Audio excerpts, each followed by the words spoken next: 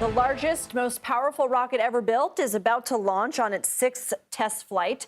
SpaceX's Starship is scheduled to lift off from its test facility in southern Texas at 5 p.m. Eastern. This is a live look at the launch pad. President-elect Donald Trump is expected to join SpaceX CEO Elon Musk for the liftoff. CBS News space analyst Bill Harwood is at the Kennedy Space Center. Bill, good to see you. What is the goal of this sixth test flight? You know, it's really the same goal they had for a flight they carried out last month. They want to use that Super Heavy first stage to boost the Starship into space. The first stage will fly itself back to the launch pad, where it'll be grabbed by these giant mechanical arms. That's quite a sight to behold. The Starship, meanwhile, is going to loop around the planet, re-enter the atmosphere, and make a controlled descent to splashdown in the Indian Ocean. So it's basically the same flight plan, but they've incorporated a lot of improvements and upgrades to boost safety and performance, and they want to make sure all those things work as planned. Yeah, you mentioned those mechanical arms known as chopsticks. When are we expected to see that maneuver repeated? Well, it happens about 7 minutes after liftoff. You know, that first stage, its main job is to simply boost the Starship out of the thick lower atmosphere. That's where it's the most difficult route for climbing out up into space. And then it will separate from the Starship, flip around, reverse course, and head back to the launch pad. It's an amazing thing to see. I mean, we saw it for the first time last month, and even my jaw dropped. And I've seen a lot of rocket launches. I've never seen a landing like this one. When can we expect to see a crewed Starship mission?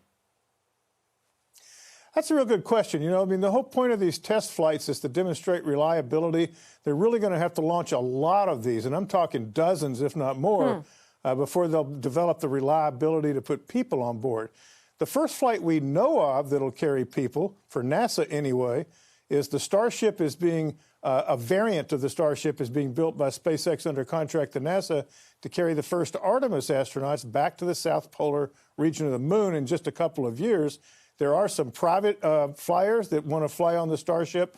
That could happen first. We don't know yet, but certainly people will be on board in the next 2 to 3 years at the latest.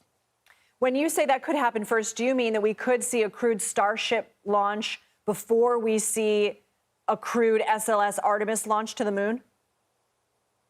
Yeah, I think so. I think that's a real good possibility. You know, Jared Isaacman, who is a billionaire tech entrepreneur who's flown twice on SpaceX Crew Dragon spacecraft, has also booked a flight on the Starship. We don't know when that's going to fly, but he could well go before the NASA moon flyers go to the moon aboard the Starship. So, yeah, it's anybody's guess right now. These schedules are very fluid. But the bottom line is they're going to have a lot of test flights like today's to get the reliability up to the point where they'd put people on board. We mentioned that President-elect Trump is going to be watching if this goes off tonight.